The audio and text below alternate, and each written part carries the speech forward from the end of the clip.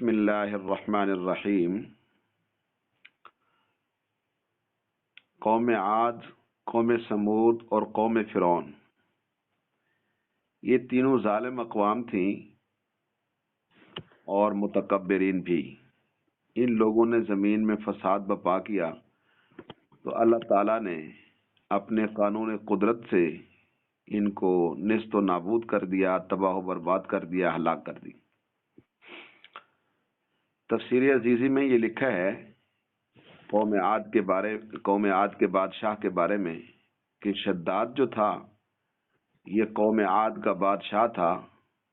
یہ وہی شخص ہے کہ جس نے انتہائی حیرت انگیز طریقے سے پرورش پائی اور بہت ہی عجیب و غریب طریقے سے یہ مالدار بنا ہے اور پھر بادشاہ بنا ہے، اور اس کی موت بھی حیرت انگیز طریقے پر ہوئی ہے۔ کہتے ہیں کہ اس نے ایک بے مثال شہر بھی آباد کیا، مگر اللہ تعالیٰ نے اس شہر کو نظروں سے غائب کر دیا۔ روایتوں میں آتا ہے کہ یہ شہر اپنی جگہ پر موجود ہے، مگر اللہ کی حکمت ہے کہ یہ نظروں سے اوجھل ہے۔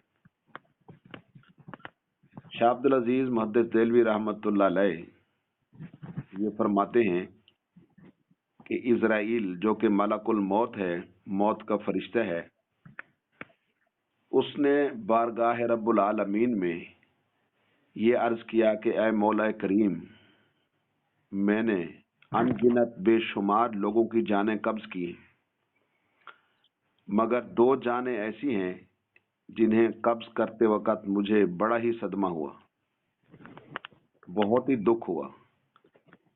میں نے تیرے حکم کی تعمیل ضرور کی مگر نہایت دکھ کے ساتھ، اور یہ دونوں جانیں ماں بیٹا تھے۔ واقعہ یوں ہوا کہ جہاز سمندر میں تھا، لہروں اور موجوں کی نظر ہو کر غرق ہو گیا۔ ایک عورت اپنے دودھ پیتے بچے کے ساتھ ایک تختے کا سہارا لینے میں کامیاب ہو گئی، اور وہ لکڑی کا تختہ دریا میں بہہ رہا تھا اور ماں بیٹا اس پر سوار تھے۔ اے اللہ، اے مولا کریم، اچانک تیرا حکم ہوا، میں نے ماں کی جان اسی لکڑی کے تختے پر نکال لی۔ میرے لیے یہ بات انتہائی پریشانی والی تھی کہ ماں تو مر چکی ہے، اب بچے کا کیا بنے گا، اس کی پرورش کون کرے گا؟ بچہ ایک ٹوٹے ہوئے لکڑی کے تختے پر سوار ہے، اور وہ لکڑی کا تختہ ہر لمحہ پانی کی لہروں کی نظر ہو رہا ہے، جو کسی وقت بھی کسی تیز موج اور لہر کی زد میں آ کر الٹ سکتا ہے، اور بچے کے لیے نہ خوراک کا انتظام ہے، نہ کسی گویا نگہداشت کا بندوبست ہے۔ تو اسی دریا کے کنارے دھوبی کپڑے دھو رہے تھے، اچانک کسی کی نظر پڑی تو تختے کو کھینچ کر لائے۔ بڑے حیران ہوئے کہ ماں مر چکی ہے اور بچہ بے یار و مددگار تختے پر زندہ سلامت موجود ہے۔ وہ لوگ اس بچے کو اپنے سردار کے پاس لے گئے۔ ان کا علاقائی سردار جو تھا وہ بے اولاد تھا، تو خوبصورت بچہ دیکھ کر اس نے دل میں یہ سوچا کہ میں اس کو اپنا لیپالک بنا لیتا ہوں، اور اس نے اس کی پرورش کرنا شروع کر دی اور اس کو اپنا منہ بولا بیٹا بنا لیا۔ یہ بچہ 8-9 سال کا تھا کہ اپنے ساتھی بچوں کے ساتھ کہیں کھیل رہا تھا، تو اتنے میں بادشاہ وقت کی سواری کی آمد کا شور اٹھا کہ بادشاہ سلامت آ رہے۔ سب لوگ ادھر ادھر بھاگ گئے، مگر یہ بچہ اکیلا سڑک پر کھڑا رہ گیا۔ بادشاہ کی سواری گزر گئی، اس کے پیچھے اس کا عملہ اور اس کے کارکن اور اس کے سپاہی پیدل آ رہے تھے۔ ان میں سے ایک سپاہی کو راستے میں کہیں سرما کی ایک پڑیا مل گئی۔ اتفاق سے اس کی نظر کمزور تھی، اور سرمے کی اسے ضرورت بھی تھی، لہذا اس نے وہ سرما حفاظت کے ساتھ اپنے پاس رکھ لیا۔ آنکھوں میں لگانے سے پہلے اسے یہ خیال آیا کہ کہیں ایسا نہ ہو کہ یہ سرما نقصان پہنچا دے، تو لہذا خود لگانے سے پہلے کسی دوسرے شخص پر اس کو آزما لینا چاہیے، جیسے ڈاکٹر تجربات کرتے ہیں، دوائیوں کے آزماتے ہیں۔ تو قریب ہی میں یہی بچہ کھڑا تھا جو علاقائی سردار کا لپالک تھا۔ اس سپاہی نے اس سرمے کو اسی پر آزمانا چاہا، تو بچے نے سرما اپنی آنکھوں میں لگا لیا، مگر جو ہی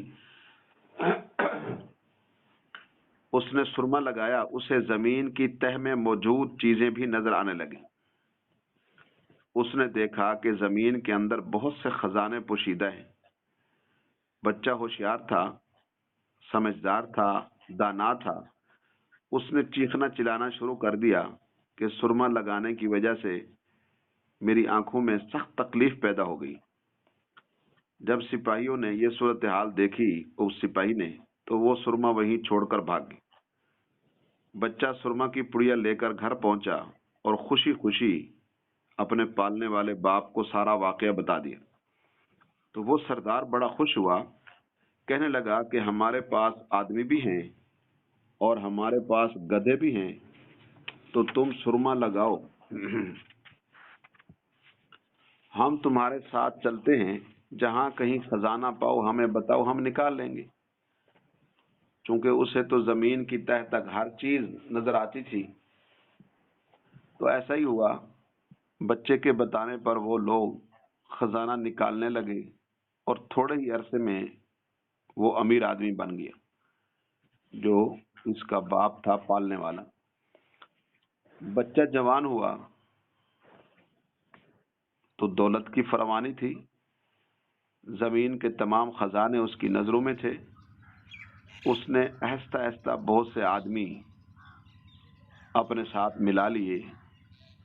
اس کے بعد تمام سرداروں کو ادھر ادھر کر دیا اور خود سردار بن گیا۔ آخر نوبت یہاں تک آ گئی کہ اس نے بادشاہ کے ساتھ بھی ٹکر لی اور اسے بھی گویا کہ فتح کر کے خود بادشاہ بن گیا۔ اس بچے کا نام تھا شداد۔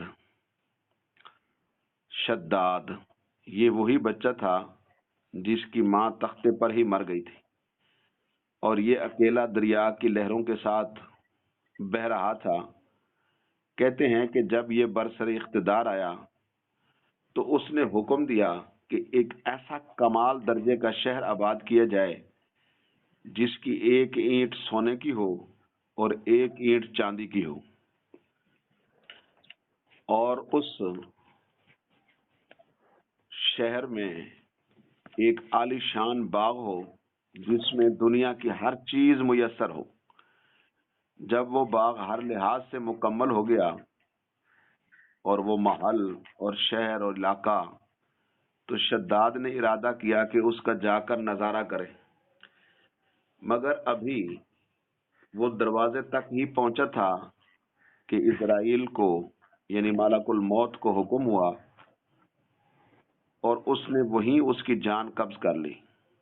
اتنا موقع بھی نہیں ملا کہ وہ اپنے بے مثال شہر اور باغ کو ایک نظر دیکھ سکتا محل کو۔ تو اسرائیل نے کہا ملک الموت، فرشتے نے کہا اے مولا کریم، اس شخص کی روح قبضے کرتے وقت بھی مجھے بہت صدمہ پہنچا۔ وہ شخص ہر چیز تیار کر کے اسے دیکھ بھی نہیں سکا، اس کا وزٹ بھی نہیں کر سکا۔ تو اللہ تعالیٰ نے فرمایا اے اسرائیل، یہ وہی بچہ ہے جس کی ماں تختے پر مر گئی تھی، اور تجھے اس کی ماں کے مرنے پر اس وقت ترس آیا تھا۔ اس بچے نے بڑے ہو کر نافرمانی کی، خدا کے حکم سے بغاوت کی، سرکشی اختیار کی، تو پھر ہم نے بھی اسے اپنی خود ساختہ جنت میں قدم رکھنے کی مہلت نہیں دی اور اسے بحر ہی ہلاک کر دیا۔ اسی باغ اور شہر کے متعلق مشہور ہے کہ وہ دنیا میں موجود ہے، مگر انسانی نظروں سے اوجھل ہے۔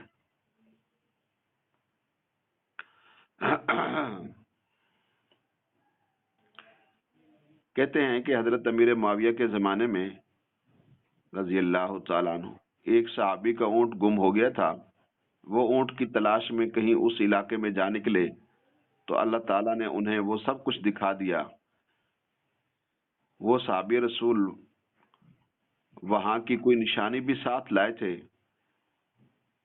تو انہوں نے یہ واقعہ حضرت امیر معاویہ رضی اللہ تعالی عنہ کے پاس بھی بیان کیا. پھر انہوں نے کافی تلاش کرایا مگر کسی کو ملا نہیں. اللہ تعالیٰ نے اس کو غائب کر دیا. بہرحال اللہ تعالیٰ نے مغرور اور سرکش لوگوں کی 3 مثالیں بیان کی ہیں اس سورہ مبارکہ میں، سورہ فجر میں. ان میں ایک قوم عاد جو یمن میں آباد تھی، یعنی دوسری قوم سمود جو عرب کے شمال میں آباد تھی، اور تیسرا فرعون جو مصر میں رہتا تھا. یہ سب متکبرین اور ظالم اور سرکش تھے. اللہ تعالیٰ کا قانون جو پوری کائنات پر جاری اور ساری اور حاوی ہے، یہ کسی خاص علاقے یا کسی خاص وقت میں محدود نہیں ہے. اس لیے اللہ تعالیٰ نے دنیا کے مختلف علاقوں کی 3 مثالیں بیان فرما کر اس بات کی طرف ہمیں توجہ دلائی ہے کہ دیکھو ان لوگوں نے خدا کے قانون کے ساتھ بغاوت کی اور خود سری اختیار کی تو یہ تباہ و برباد ہو گئے. یہ لوگوں پر ظلم و زیادتی کرتے رہے، غرور اور تکبر میں مست رہے. تو ان سب کو سب سے بڑی بیماری جو لاحق تھی وہ شرک کی تھی، جو ان کے رگ و ریشہ میں سرایت کر چکا تھا. ان تمام خرابیوں کا نتیجہ یہ ہوا کہ اللہ کے